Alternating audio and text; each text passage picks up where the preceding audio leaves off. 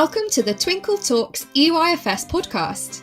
Working in the early years is busy, funny, messy, and exhausting.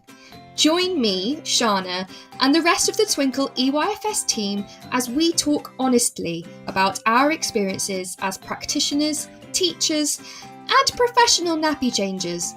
Whether you're listening to increase your CPD hours or catching up on our antics whilst driving home from work, Twinkle EYFS will share everything you need to know about all things early years.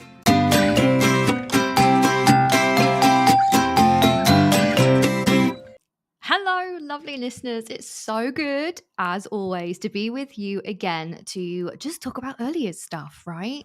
I mean, I know we do it as a daily basis, but sometimes we just need to chat with people about what's going on. And at this time in the year, you are going to be thinking about your children and how they settle into their new environment, right?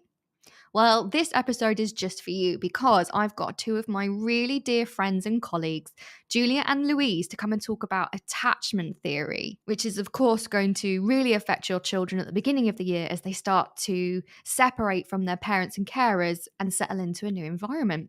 But before we get there, let's start with a really uplifting Praise a Practitioner segment. Let's hear what you've been up to.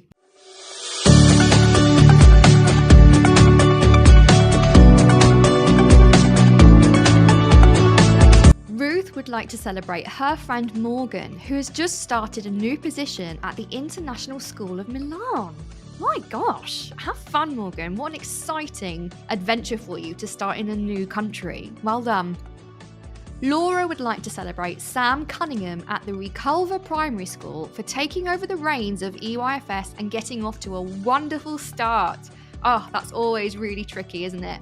Well done, Sam. Keep it up.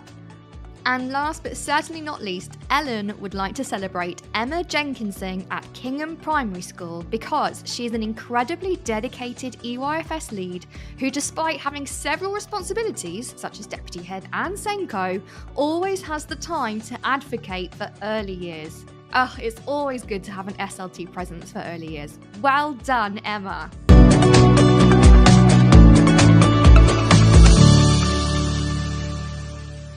Oh, wasn't that lovely? It's really difficult at the beginning of the year, isn't it? To think about all the things that we've done well and our successes because, the start of a new year can be quite chaotic, can be quite noisy while we get our children to settle in. And it's really lovely to hear these stories. I also really wanted to take a moment as well to celebrate all of you because it's been a really tough couple of weeks. Not only do we have to deal with a new cohort of children, trying to help them settle in, but also we had the death of Her Royal Majesty the Queen. And of course, that really affected our jobs. We had to have difficult conversations with our children about what was happening. And we had to support our parents, our carers, our families in a really unique way that isn't something that has been seen for 70 years since the beginning of her reign. And it's been a difficult time for our families, but also for us as well. There's been lots of changes. We've had to adapt really quickly and really pay attention to what was going on in the world and change our environments and our teaching to support our children in that. So I just want to say to everybody, well done for having those difficult conversations with children about the Queen's death, about the transition, supporting families, and having to change everything in light of what happened. So well done.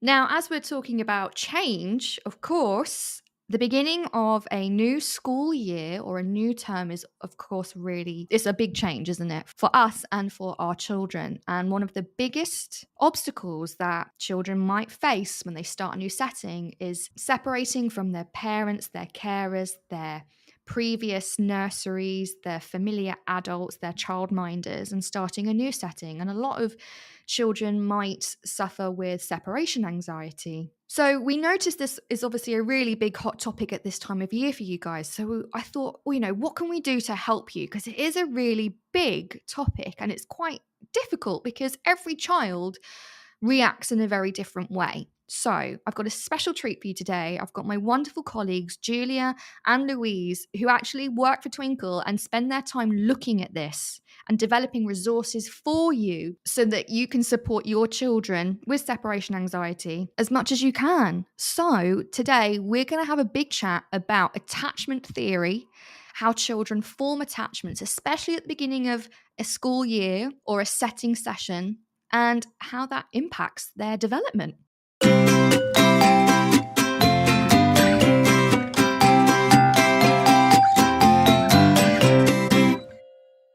Hello, lovely ladies. It's so good to have you here. Thank you so much for agreeing to come and chat with me about this expertise that you have in this area. I mean, I'm an early years teacher, but I don't know it all. I really don't. So I'm so grateful that you guys are here. Why don't you introduce yourself to our lovely listeners and tell us a bit about what you do? Happy to be here, aren't we, Lou? Yeah, really happy. You don't sound it. I mean, a little bit more enthusiasm. We're bringing it. I'm joking. I can go first if you like. So at Twinkle, I work on everything EYFS CPD. So that ranges from videos to making posters and handouts and PowerPoint packs. And that's what I've been working with Lou on, specifically on child development and theory. So we've been looking at attachment and loose parts theory, lots of different areas.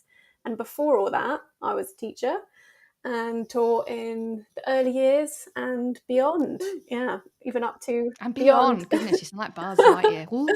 Well, I mean, beyond is like up to, I think there was a 70-year-old guy I was teaching at one point. No way! Oh my God, I love that. That reminds me of that thing in the news a couple of days ago, the 96-year-old who redid his maths GCSE. That was so nice. So cool. Yeah. Right? Learning is at any age. Exactly. I love that. Never ending. We're always learning. I work in the early years team as a content writer, and I've been working with Julia on the training CPD aspects as well. And then outside of Twinkle, I trained as a primary teacher, particularly with early years. And now I've been a teacher for 20 years plus, so a long time. And now I am working with Twinkle, but I also own my own messy play company, and I also do some training in Forest Kindergarten. So my goodness, for teachers. So I was going to say jack of all trades, but it's Lou of all trades. Yeah, here, sort of dip into lots of things, but it's all fun. So. It is. I think that's the beauty of early years, isn't it, as well? Like you can do lots of different things like that, which is really nice. And one of them is coming to talk to me today, so thank you. What we're going to talk about today as well is I think is really important, especially at this period of time when children are starting school, they're starting nursery, they're starting preschool, or they're starting a childcare setting for the first time. And that is a massive step, isn't it? It's a big deal. It's a big deal for the kids, for the parents, for the families, and for us as practitioners as well. And so we really wanted to kind of get into the nitty-gritty of the theory of attachment and attachment theory and all of the things that go behind it and how it affects our practice, our kiddies, our classes, our families, and what we can do. So first question is probably the obvious one. What is attachment theory? How can you define attachment?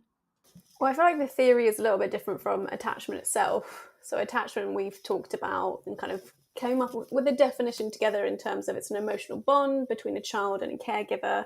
And then there's so many reasons why that's so important to children.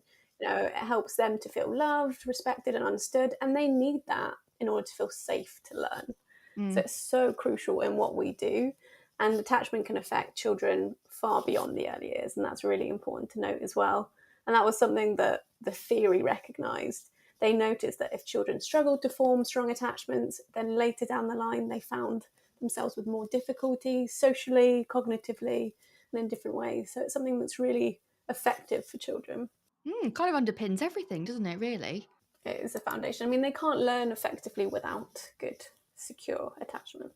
Well, this is it, isn't it? It's like if you think about yourself, if you're starting a new job or you're going somewhere new, if you don't feel safe, valued, welcomed, like you say, you can't really do the job, you can't really feel engaged in that area and things like that. So I suppose it's kind of a similar thing, but just for children. Yeah, and it's when we, even years and years ago, we had that fight and flight response, and that can happen in children too, and they're stressed. If they've got lots of stressors, then they can't calm down and focus on anything apart from their own safety. Right. And that's just about their own development, and that's how our brains work. Yeah. So we can't possibly focus ourselves if we don't feel safe. Yeah. And that's the same for them. Right. So that's kind of like attachment then. So where did this theory come from? Can you explain that a bit more?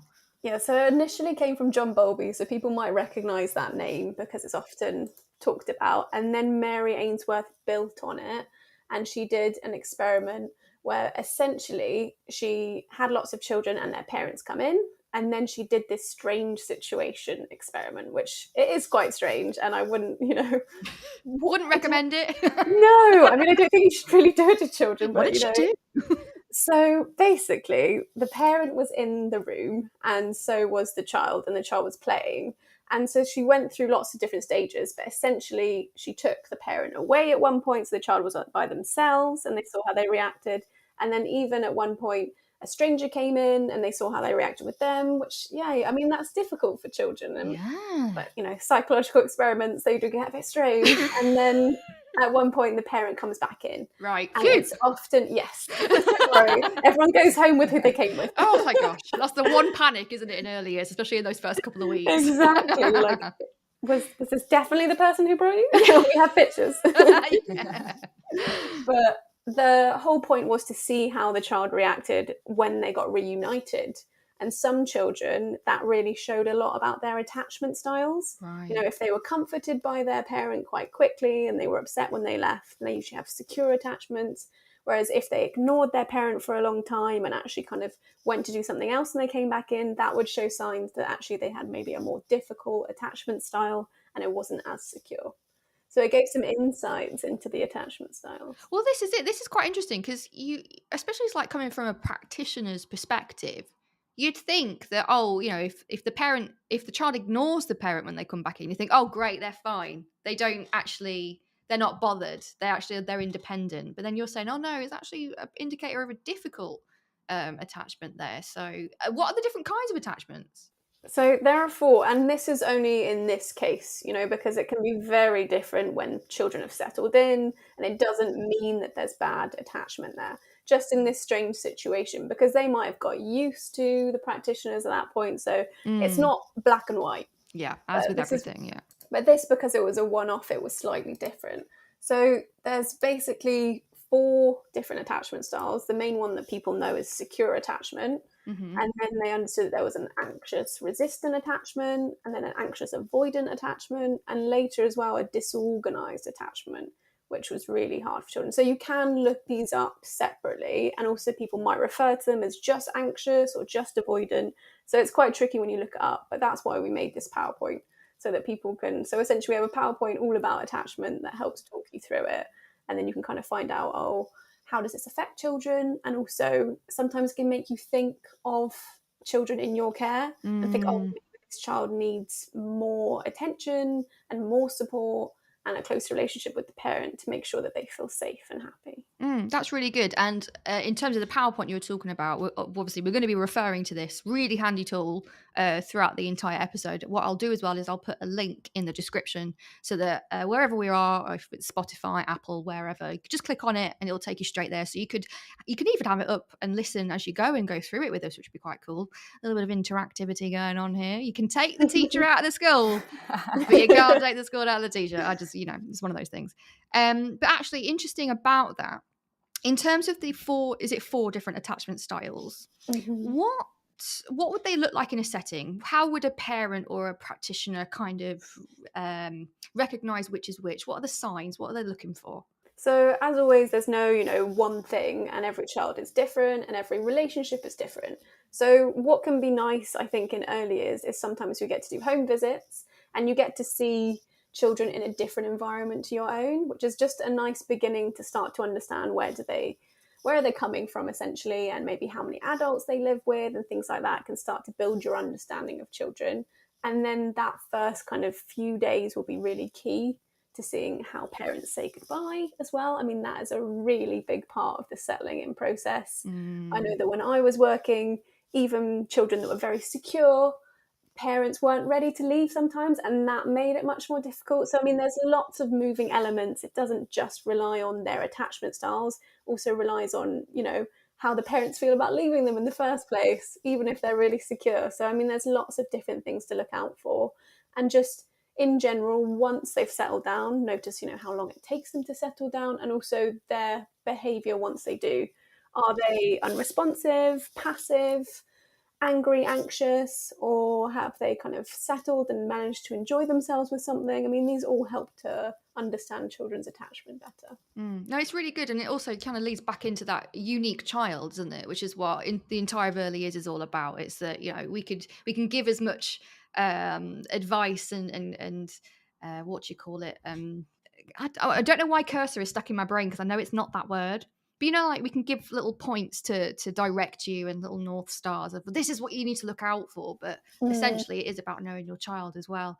And that's a really good point, actually, about parents, because I just did an episode about school readiness, and we're really good as practitioners, as settings, as an education system as a whole, in terms of supporting our children. But gosh, what about our families and our carers? So important. It's just as big a deal for them, isn't it? Especially if it's your first child, or especially because of COVID. So everyone's been at home with their children a lot more. It's a really difficult thing. So like you say, a child could be more than happy to come to nursery. They're ready to go. They've spent 2 years at home in the garden. They've had enough. They want to crack on with life. But the parent might not be ready, and then that impacts the child. So that's a really good point. Thank you very much, Julia. So in terms of approaches, there are some approaches, I believe, that we can use, Lou, is that right, in terms of what we do in the settings to support these children? Yeah, so one of the main approaches, which everybody will be more than likely very familiar with, is the key person approach, which obviously has been established to form those close attachments between the child and the caregiver when they're in the setting. And that is probably one of the most important relationships for a child and its family when they start in school, or when they transition to a different setting.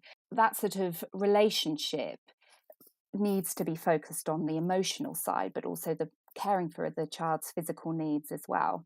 And that can be from changing nappies, to feeding, to having a cuddle at nap time, and just really tuning into what that child needs at particular times of the day.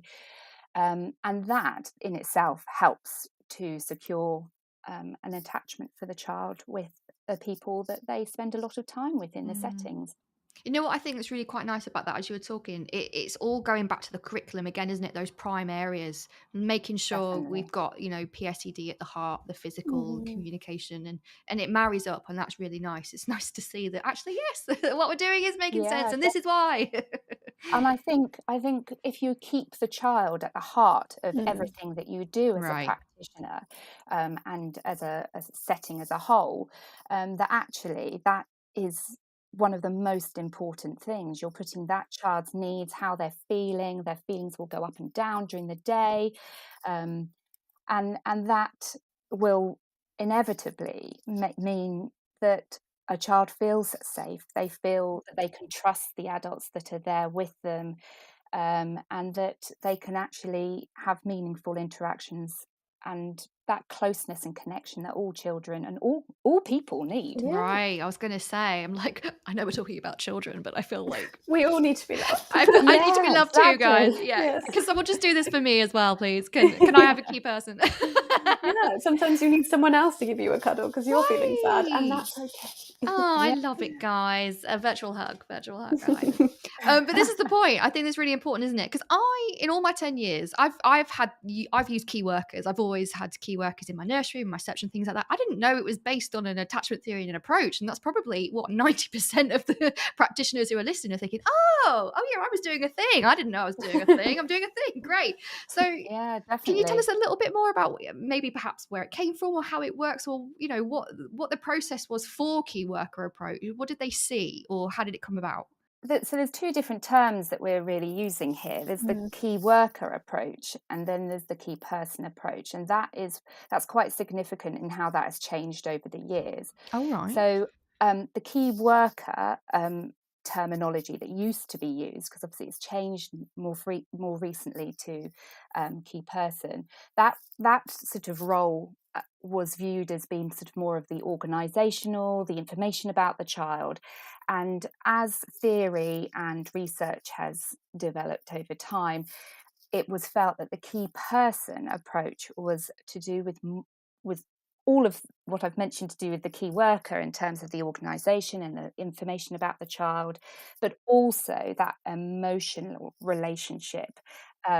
So it's a very small word change, but actually it involves encompassing lots of different factors into the role as a key person. And really, I suppose it's come from lots of child development theory and research. And one person in particular that people might be familiar with is Peter Elfer, who was a lecturer in child development. And he particularly did some research around very young children and the fact that they do need positive, warm and meaningful interactions with one or two people, preferably two, because in a nursery setting or in a setting, we know that one person can actually sometimes get called away. Yes. So actually, by having two people that a child can form a very strong attachment with, is beneficial. Because often you see as well, don't you, like if it's just one key person, or like you say, one attachment to one person, if that person's off sick, Exactly, then that child feels lost, don't they? And that's really difficult.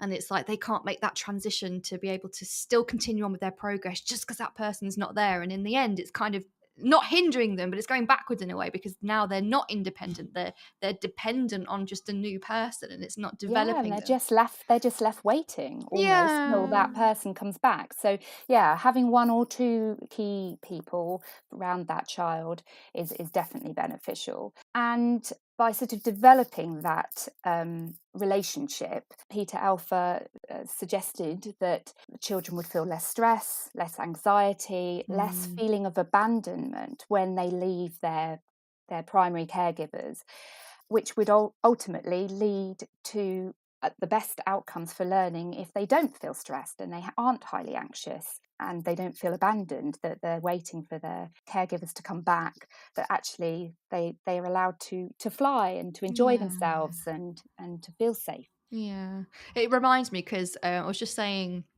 earlier, because part of my role is, as well as I go into schools and I do phonics training for schools, this is the first September in 10 years where I haven't welcomed in a new class, and it's a bit weird. And I'm like, oh, okay, I should be like preparing transitions and going to home visits and hearing screaming children, because in the first half term and everything that you were saying, it's just brought me back to those little faces. And they were just like the children who were struggling, who did feel abandoned. They're pouring at the window, like, why am I being left here?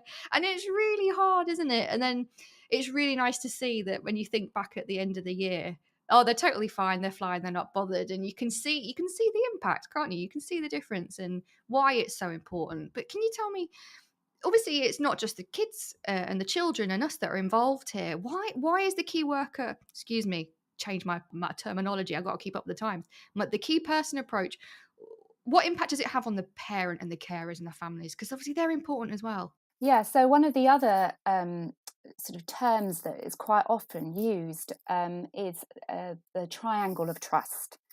So that is one of the significant things that a key person needs to embrace and connect with the parent as well, the family around the child. So the triangle of trust is the important relationship that forms between the child, the family and their key person. And no person in that triangle, they're all equal. So the child's really important. The key person obviously is really important in developing that relationship. And the family and the parent and the carer is of equal importance in that relationship. that forms. And for the child, the key person obviously becomes the attachment figure that they will form a close relationship with when they're in the earliest setting. And then for the parent, the key person is that bridge between the home and the setting, and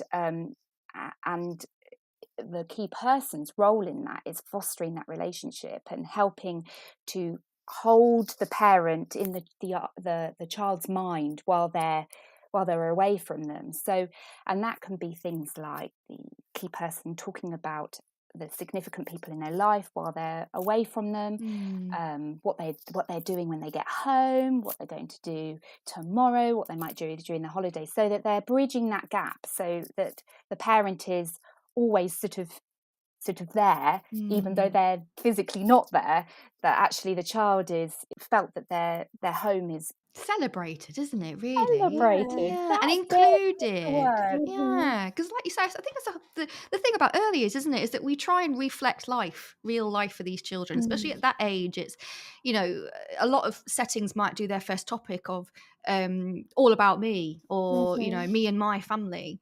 And it's bringing, like you say, it's bringing that in and making sure the kids know that just because they're not at home, that's it. You can never talk about your parents again. It's the new world. Forget them. We are the new people. It's, you know, because probably a lot of children might think that, especially after COVID, if they haven't been out in another setting, it's going to be terrifying because they're thinking, oh my God, where is my home? Where is my bed? Where is my mummy? But like you say, bridging that gap is so important, and to do it in different ways as well. I think a lot of settings, we'll go into this in a minute, because I did do a little social media outreach, and I asked our lovely practitioners that follow us on social media what things they do to support children. And it's really lovely. So I'm going to put them to you in a minute, ladies. But that's really, really nice. And in terms of like there's something that will always come up, and you touched on it earlier, Lou, about giving children a cuddle. Now, in terms of when the years have gone by and, you know, things have changed, health and safety, GDPR, protecting ourselves from, I don't know, legal cases, etc., making sure that we are safe. Professional love, it's a wonderful term. But what does it look like in practice? Because we all know, especially, you know, if we're parents and we're early as practitioners, especially when a child is crying, you just want to give them a hug. You do. You just want to give them a squeeze because you know what it's like, and you know that's what they need. But it is quite a difficult subject because of safeguarding and things like that. So this new term, I think, relatively new, professional love term, where does that fit in, and how does it fit in for us? Well, actually, it came about because it was so difficult. Practitioners were finding it more challenging, and actually because there was a lot of safeguarding in the news. And that all kind of meant practitioners felt nervous about showing professional love. Oh, yeah, I was. Yeah, I think we've all had that moment because it's something that's been talked about a lot. And actually, it's something that everyone started to reflect on. And professional love was basically a research into that. So Jules Page asked a lot of practitioners, how do you feel giving professional love? And they wanted to feel more confident about that. And so it's actually exploring that topic. And I think that looks very different for every setting. And some people, for example, will ask parents when they first come, are you happy for me to hug your child if they're feeling upset?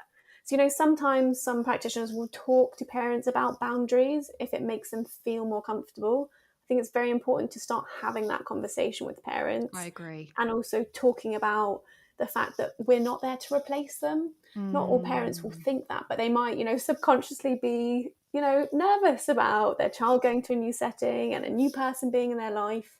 And it's just important to have those conversations with them and say, why is attachment important for your child? You know, it's really important that they feel safe and loved, and I'm part of that equation. And what do you feel happy with? You know, we can talk about that, and you're part of that conversation, really involving them in it. And actually, just to add to that, by asking that question, you find out so much information around what different children need and what children, because for one child, a hug might be the right thing. Yes. For another child, actually, that would be completely the worse. wrong thing. Yes. Yeah. And so that's actually respecting the wishes of the child and bringing them, going back to what we were saying earlier about them being at the heart of everything that you do. Also, the bridging the gap between home and setting. I think, you know, like you say, they're going to do different things at home and you don't know what that is. And just the more you talk about it, the more you find out what makes them feel comfortable. Some child may find it more comforting to be in a really small space and feel like that is safe for them, and they need that space in the environment, but you don't know when they first come in, whereas someone else might feel like that's too confining and they want a cuddle instead. Yeah. And so like having those conversations, like you say, just opens things up and you learn more about what the child needs, because just like adults, some of us don't love hugs as much as others. I'm definitely a hugger, guys. I don't know if you've guessed already. I can see in your eyes. Thank you. I'm just like giving you the eye. Like I can't touch you, but I'm hugging you with my eyeballs. Yeah, hugs are great. That love, are they love languages? Like yes, physical exactly. touch, like that's for me. And I think you're right. I mean, I think that's definitely something we're starting to talk about more as adults, aren't we? And especially in terms of the safeguarding thing, consent is a big thing. And so it should be. It's taken too long in my opinion, but it's here now. We're talking about consent and we're having those conversations. So why should it not be the same with children? Absolutely. And talking with the parents and just having that open conversation. If your child is upset, how would you like me to respond? How does your child best comforted? And things like that. And I think that's a great idea. And I think a lot of settings are starting to hopefully feel, like you say, feel more confident and feel braver in that, because I do believe there was a period of absolute fear. It was do not touch in under any circumstances. No, do not touch a child. And it's kind of gone not the other way, but we're starting to see that actually, especially at that young age, especially to do with attachment, comfort, emotional support. I think especially after COVID as well, where we were not allowed to touch, like 2 meters, get back. Yes. Not having that for everybody, even adults have gone, oh, hang on a minute. If this is affecting me, it's going to affect our children too. So the conversation's evolving, which is really good. So yeah, having those conversations. Are there things that can help as settings and parents have those conversations, or do you think that's something that maybe the education system still might need to work on? I think that it's something that's essential in the settling in period, definitely. I think that that's like a necessary conversation, whether you have those kind of meetings at the beginning with all parents, or whether it's something you mention at home visits. And also, I think it's important to know amongst yourselves, amongst the setting, because if a child, like the same child cries and one does not give them a hug and responds completely the opposite to another kind of adult in the setting, then that's really confusing for a child as well. So being on the same page together is really important, as well as talking to parents. I mean, it's kind of like, what do they used to call it? We don't call it that now, but like behavior management. You have to be consistent in your behavior management strategies. Well, okay, it should be the same for when they're feeling happy, when they need comfort. It shouldn't just be if they're struggling to I don't know, keep in with the boundaries and the rules of school. If that's the case, we should be looking at all types of behavior, all types of emotions, and having consistent strategies for all types, which is, I think that's lovely. And that comes into it as well, which is really nice.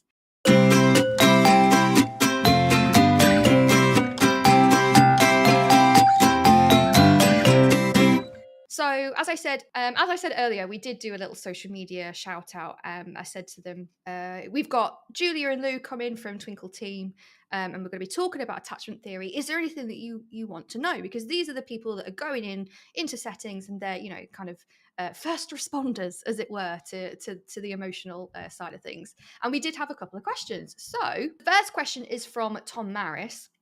And he would like to know a bit more about the implications through later education, such as secondary. He has had experience of maybe colleagues believing it's just an early years thing, but we know it's not. So how does it all fit into the bigger picture? I think that's a classic. As an early years educator, we're like, early years is so important because it's laying the foundation for everything. Yeah. And so the attachment is exactly the same. If children have struggled with secure attachments from childhood, then you will see that later down the line in secondary. Not in all cases, because you don't like to paint with the same brush every child, because as we know, they're all unique. But it does affect them in terms of, if they've had a really difficult time forming attachments when they're younger, they may have then struggled to focus, to learn. Their development may have changed as well. And so sometimes it does set them on a different path. And children will have lots of different experiences with attachment. Lou and I talked about this for a little bit and said, even if they've had a very secure attachment with someone and they lose that person, that will have an effect on them too. And it means that in secondary, you still have relationships with children and they still feel that. You still have to make that bond in order for them to feel safe to learn. If they're in a secondary environment and they feel unsafe, or, there's a teacher that often is shouting at them and things like that, then that's not an environment that they necessarily feel welcome, safe, and ready to learn. And, some of those behaviours may come up, especially in times of transition. Primary to secondary is a huge transition. Absolutely. And some children will go back to that initial, attachment style and feel very nervous because they don't know anyone at a new school. And it can even be from year group to year group. If they're changing form tutors, that will be a big attachment for them as well. And that will be someone that's consistent.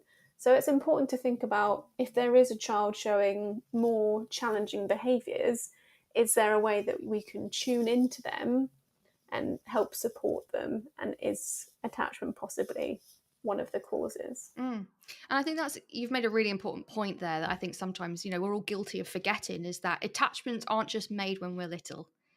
We go through life, we make, we make friends, we lose friends, we change jobs, we have different colleagues, we change schools. Circumstances change in our life too, and how we respond to them. So exactly, we could be bereaved, and so attachment is there throughout our entire life. And so it is something that is a lifelong journey. And to be able to do it throughout, not just early years, but in terms of it as a whole, in terms of education, even at work. I mean, we've got, a lot of well-being sectors in companies now to think about things like this. And they all kind of, if you think back down to it, a lot of it comes back down to some form of attachment theory. So it's really important, isn't it? So I'm glad you brought that up. I mean, relationships are a huge part of our lives. And I do think that people stay in things because of relationships, and that is often based off of attachment.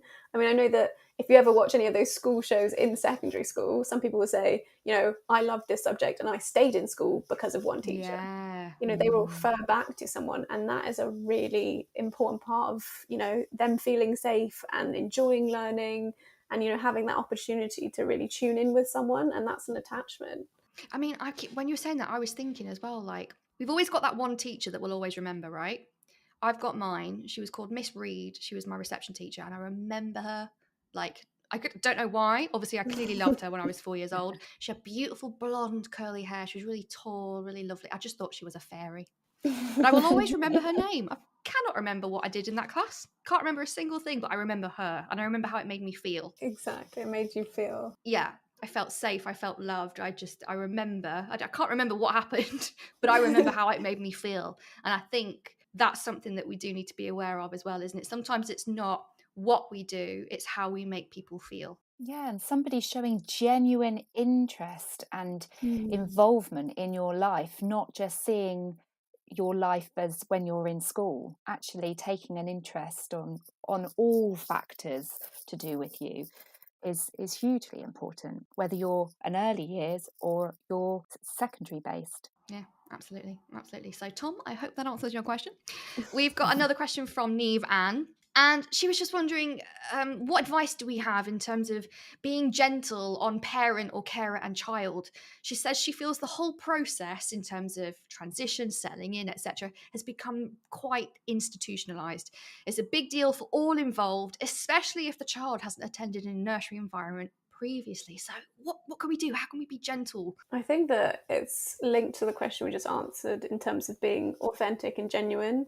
I think that changes it not feeling like a process. Yeah. And also validating their feelings, I think, is a really big part of that, acknowledging that this is scary and it can be nervous, you're allowed to feel nervous and that's normal because, this might be the third time they've left their child like for a long period of time, and just validating that is a really big part of it. And I think as long as you bring it back to them and a unique child and their unique parents and or carers, then I think that makes it more gentle. And it's going back to that triangle of trust again, isn't it? It's about engaging, not just thinking about the child. It's the whole process around the child. It's where they've started from, who's important and significant in their life, and what they're interested in, and the emotional side of the parent plays a massive part in that, and giving people time,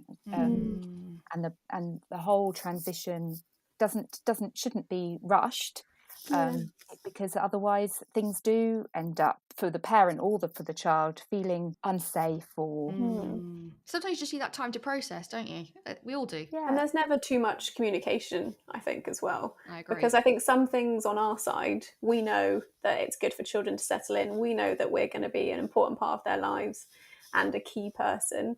But that's not always obvious to parents. And especially if this is their first time with a child in an educational setting, communicating that and being open to, talking about it is really helpful as well. I like the point that you said as well about, in terms of the triangle of trust, all three parties are just as important. So would you have any advice in terms of how to be gentle to ourselves during this time? Because it's, coming from experience, that first half term at least it's really tough, because the noise, pack paracetamol, that's all I'm going to say, but it's not that it's a bother. We understand, we know why it's really difficult, and you want to try your best, and it takes time, and you just want to give them a cuddle, and you just want them to know that it's going to be okay. And it's stressful for practitioners. How can we be gentle with ourselves? I think appreciating how emotionally invested you are in it, like appreciating that that's why it's so tiring, because tuning into children, it's difficult. It takes a lot of energy, and I think that's often why we're so tired in general, because we're giving a lot of ourselves, and we're trying to be there for children and meet them at where they're feeling, and just being super kind to yourself, as kind as you would be to your lovely little children. Be just as kind to yourself, definitely, and give yourself a break, because it's not easy. And standing back and reflecting. I think reflection is so key in the whole process of transition and settling in, because sometimes if something's not working, you're quick to try something else, but actually standing back, reflecting on it, talking to others, talking to your colleagues, can sometimes actually, just little tweaks here and there can sometimes make things a lot easier for yourselves or for the children or for the parent. I agree. And I know we were joking about it earlier about, me as an grown adult wanting a key person, but having that someone that you can, check in with, perhaps if you're in a 2-4 entry setting, your partner teacher, can you check in with each other? Is it your phase leader? Is it your nursery manager? I think that's always really important as well, that, it is tough that first half term. And do you have support there as well? Do you have someone that you trust, that you feel safe with, that you can just blurt out at the end of the day when they go, oh, how's your day been? And instead of the usual very British, yes, it was fine, thank you, how was yours? Like actually just letting it out.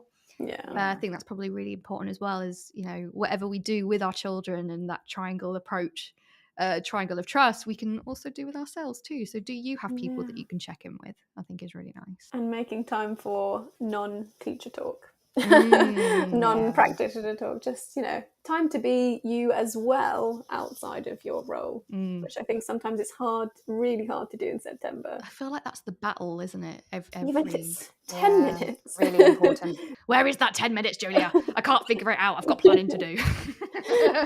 I know, but it makes it so much better, doesn't it? It does. When you've had that little you time. I agree. I love it. So this is the really nice part now. I wanted to share with you guys what our followers on social media have been saying, because I asked them, what kind of techniques and things have you been using to help your children with separation anxiety? And I'm just gonna read out some things for you, so feel free to respond in any way. Rachel writes, we had one mum leave her handbag with the child. She had one prepped. I said to leave, and it worked a treat. I love that. Can you imagine a little kid walking around with a giant handbag just around the nursery? I love that. You need that familiarity, don't you? And they'll come back. It's the knowing they'll come back. Yeah, I've got her bag. She has to come back. The keys are here. Exactly. I think that's such an important conversation as well, making sure that you say goodbye and not running out on them without doing that sometimes, because drop and go sometimes. Yeah. Tammy has listed a couple, actually. She says some have got photos of mum and dad or the family, etc., printed for the child to hold and talk about while they're in the setting.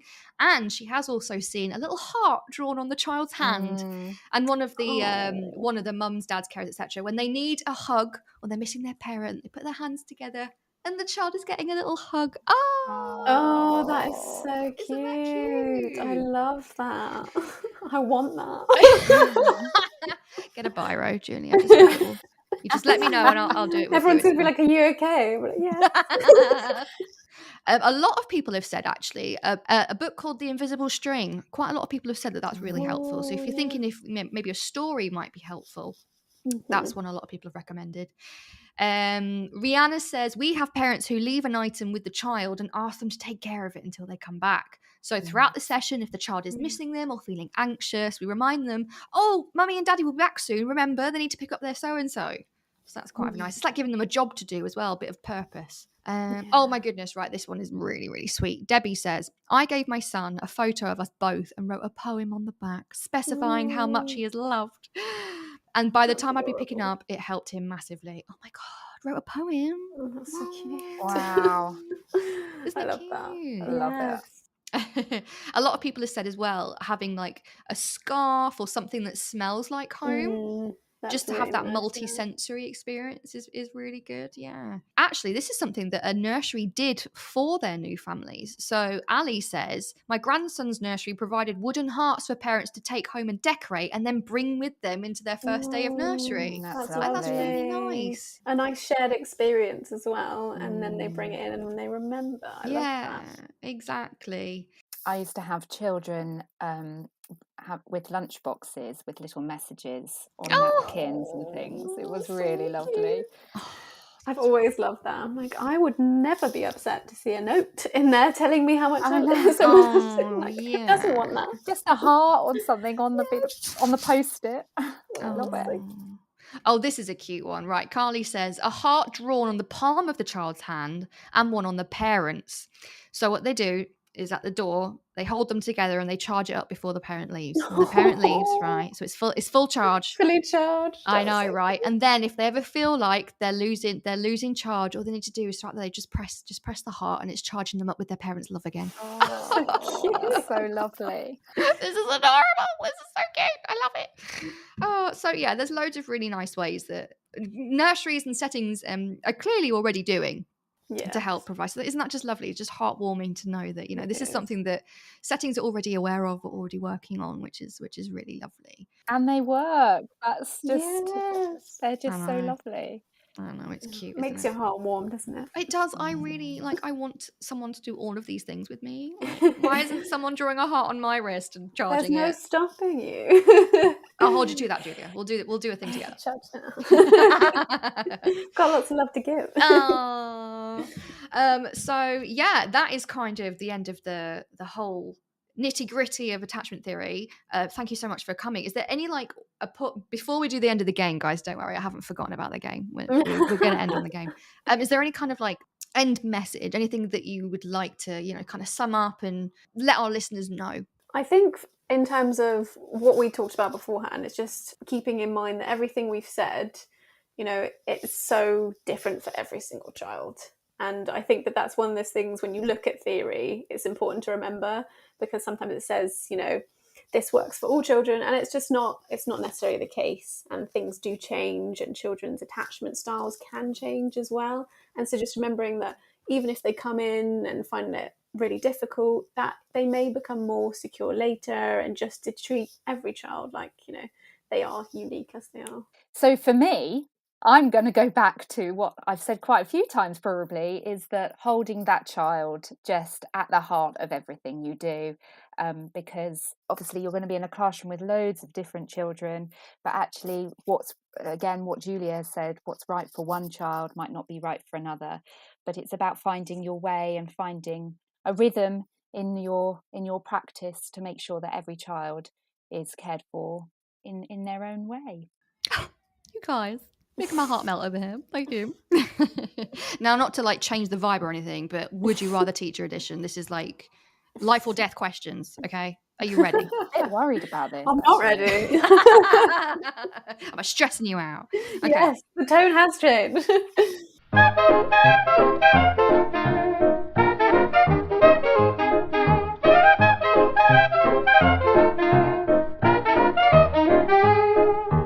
Like, we need quick fire answers, and I need some like hard hitting definitions as to why. Hard hitting. Yeah, Oh, I need wow. to hear why. Okay, I've had some really like watery excuses. I need some, Water. yeah, it's You want ridiculous. strong coffee. I want strong. Well, this is my first Strong coffee question. answers. You've already got me there because the first question is always the same. Okay, would you rather tea or coffee? Coffee. Tea. Why? Come on.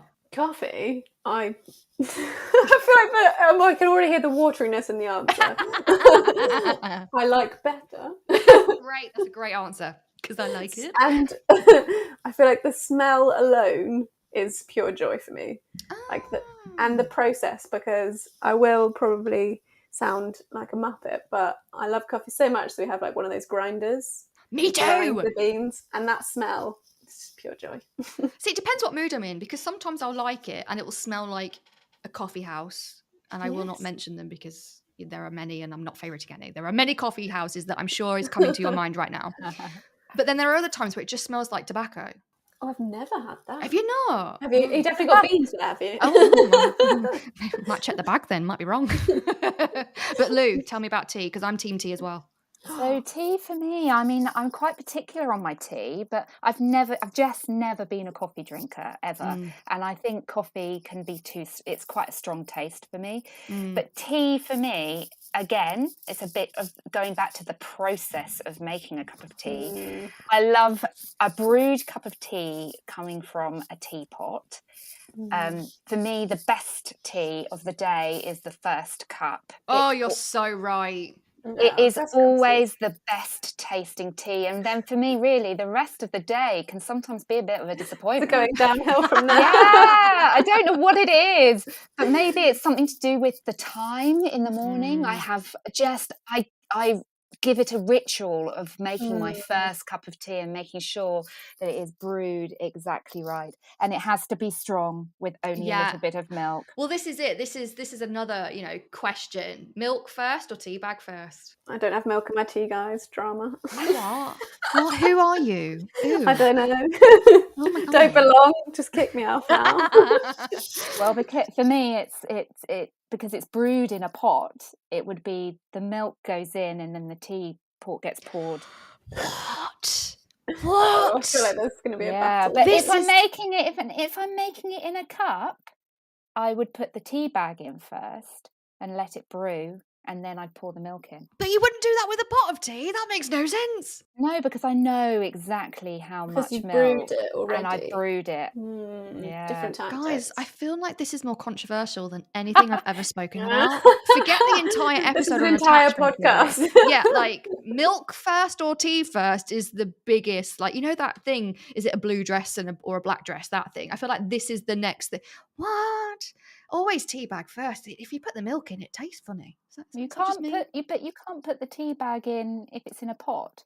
Why? I do. If I put a pot in, I stick tea bags in. Oh no, that's what. Yeah, so you brew the tea in the teapot. Oh, we're getting cross wires here. But I would then pour the tea into the cup with milk. So okay, let me try and visualize this for our listeners, because this is why I need descriptions. So you fill your pot, you got your tea bags in, it's brewed for a couple of minutes, then you pour it into the cup, then you add the milk after. No. Why, Lou? Why? I brew the pot. Controversy is real. I give it its time. I give it a little stir. I nurture it. So much love. Give the love to the tea. Attachment is formed. Exactly. I'm attached to my tea. The triangle of trust between the pot, the milk, and the cup. And me. And you. Let's go square now. Yeah. Now it's a square. It's a triangle. And yeah, then I have my cup with the milk already in, and I pour the tea in. Right, there has to be a poll afterwards. I was going to say, I'm going to leave this to our listeners, because I so. might be getting some really angry emails, and I'm going to forward them all to you, Lou. That's what I'm going to do. Yeah, I'm going to do that. I'm Switzerland, since I don't add milk. Yeah, you don't even come into it. We're just going to ignore you, Julia. You don't even put milk in. Like, what is that? Don't exist. So question number 2. Oof. I feel like that was really intense. I'm pretty I sure know. the other ones will be fine. Question number 2 of Would You Rather Teacher Edition. Would you rather, in your spare time, watch TV or read books? I feel like I want to say books, but I spend a lot of time watching TV, so Right. I'm not sure that I'm making the right decisions in my life. I'm with you. It's like my brain wants to choose books, but I'm just Too knackered. watching TV. Yeah, too tired. Yeah. Well, for me, it's books, but I don't really get a lot of time to do that. And I don't really watch much television. Oh. So what do I do? What do you do? You're questioning your life right now. You're filling the teapot is what you're doing, and you're putting the milk in the cups, and that's taking up all your time. Yeah, I know what you're doing, Lou. You're cleaning up that messy plate. That probably is. That is probably what I'm doing. What about shaving? Yeah. You don't want that in your tea. You got to make sure that's proper clean. That's why you're knackered. Yeah. So books probably for me. Oh, see, I'm the same. I love books. I absolutely adore books. I do love a good book. I just feel like I never sit down and read it. Right, but I'm just knackered. Terrible. And like sometimes you just want to do nothing. You just want your brain to be mush. And I feel like TV is the easiest way to do that. Yeah. But quick hack, guys. If you want to do both, stick subtitles on. Because then you're technically reading. Yeah. That's true. Isn't it, right? I just fall asleep if I watch the television. That's also true. So then I'm doing nothing. Well, that is what I'm doing. That is what I'm doing. I'm sleeping. Which is also one of my favourite things. So I'm not even going to... I do agree. That's up there. And third and final round of Teacher Would You Rather. Would you rather country or city? I'm going to go country. Oh my God. Yeah. I mean, I live in a city, but I miss the country so much. Oh, where do you live? I live in London. Oh. No, I'm joking. See, I've just made the move. I've literally moved from London to the northwest. But didn't you move to another city? No, next to Manchester. I'm not in Manchester. I'm next to it, okay? It's like literally, I'm right next to a farm. And I can tell you that because I don't see it. I smell it. But I'm happy. It's fine. Like, I think I got woke up the other day at like 3 a.m. because there was just, I think a sheep had escaped its paddock. About 4 a.m. all I could hear was meh down the road. I was like, what is going on? It was making an escape. Yeah, it was brilliant. I'm like, running no, country is my life. I like the peace and quiet. As you guys know, I like to grow fruit, vegetables. I like the animals. So yeah, none of us are city girls, eh? No. Good. The greenery, the outdoors. I need space. Yes, and the less people. Right? Yes. Yeah, no Classic. people. We all want some space. Ironic that we work in a people-facing company. I know. Yeah. But sometimes you need your alone time. I agree. With you in the trees. Oh my God, we love the trees. The trees are our friends. And obviously Ozzy. Oh yes, we haven't spoken about Ozzy. You have a dog called Ozzy. I do. Lou, share your fun fact. Oh yeah, so there's many to do with Ozzy because he is special. He's a very special animal. So, but the one I was going to share really with everybody was that he really, really doesn't like the song Happy Birthday, which is quite a challenge. Oh my God. Because as soon as he hears it, even when it's he just starts barking and he doesn't stop until you finish. Oh, can I do it? Oh, you can't hear because you've got your headphones on. Yeah. No. Take your headphones out. No. No, why not? So a spoiler. Okay, in another meeting, I'm just going to be like, hi, Lou, happy birthday. Just you know watch. What? He'd probably be camera shy. Probably wouldn't do it. You know, you've now given me a goal for the end of the year. Make Ozzy howl to the song Happy Birthday. That's brilliant. Isn't it so funny? And I think if you ever want to get out of a birthday party, you just bring him along and go, I'm so sorry, guys. I have to leave. Yeah, really. You've sang that. Oh, sorry, mate. Gotta go. No, it's the dog. It's not me. It's the dog. Yeah. Are you sure you haven't trained him, Lou? Maybe. That's my secret. Brilliant. Your quick exit.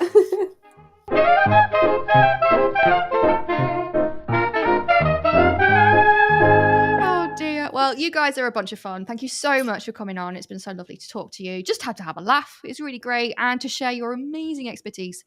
Don't go too far, guys, because I will probably ask you to come on another episode. Just letting you know. Yeah. Thanks for having us. Yeah, thank you. Oh, you're great. Have a lovely day, guys. I'll see you soon. Bye. Bye.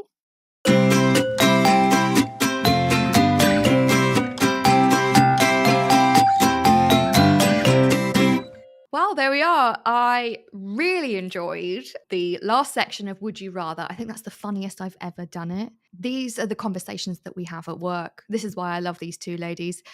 Not only are they full of knowledge, but they're just goofy and hilarious like me. Wait, that was a big brag, but you know what I mean. You know what I mean. So I'm definitely going to have these guys on again to share their expertise. They're really knowledgeable about all sorts of things. I mean, that's why they work for Twinkle, so they can help you. So we can talk about loose parts theory. I'll get them on to talk about other approaches as well. And if there's anything that you want us to talk about, please write in. As you know, this podcast is for you. So if there's any topic that you're struggling with in your practice or something's coming up in your settings, let us know and we can have a chat. Or if you have something that you want to talk about and you feel that you could share with the rest of the early years world, get in touch. You know where to find us. We're all over social media. I'm sure you've seen my silly face on TikTok. Sorry, not sorry. We've got Instagram, Facebook, Twitter. We've got Pinterest as well. Just send us a message. It would be really good to hear from you, and it would be great to have some feedback about the episodes that we've done so far. We've got some really, really exciting guests coming up for the rest of the year as well. So I'm super excited and super blessed to be able to have chats with you about subjects that really matter. So let's keep it going, right? But that's the end of it for today, and I can't wait to speak with you again soon.